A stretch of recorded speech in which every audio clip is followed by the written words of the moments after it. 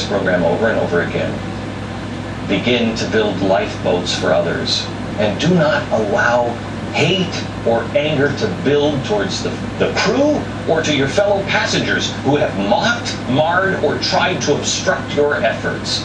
I told you that there would come a time when the water would begin to come up, it would begin to rise, and the ship would begin to list or rise up out of the water, and that's when people would rush to the lifeboats in panic.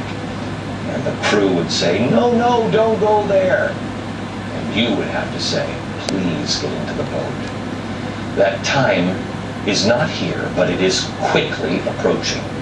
And unlike the movie Titanic, those with the keys to the gates, do you remember that scene to the third-class cabin? They're not trying to open them and then drop them. They're trying to close them and lock them. As the consigliator of George Soros said as he delivered his thinly veiled threats to me and my crew, the ship of a new world order has already set sail, and you are either on it or you are not. And I responded, I am not. But don't let the message, his real message, get lost. The rescue ship has already set sail. Well, who is on that rescue ship?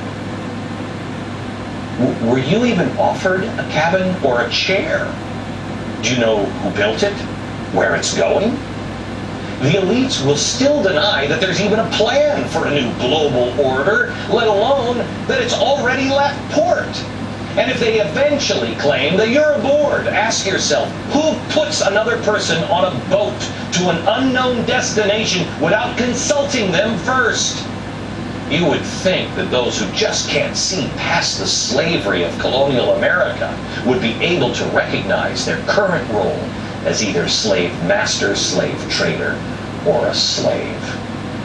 Believe me, in the end, those who are on that ship, unless you're in the captain's cabin, you will be locked behind a gate with a steerage as your useful role of diversion comes to an end when they no longer fear exposure.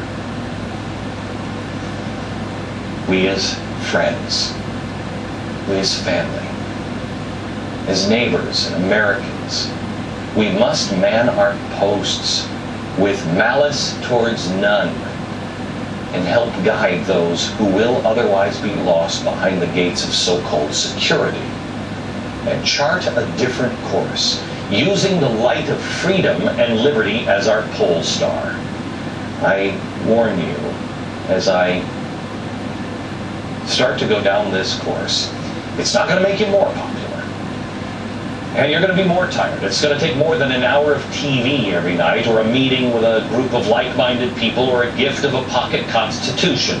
Inflationary pressures on food and fuel, they are going to make your life and your neighbors' lives much more complicated in the coming months.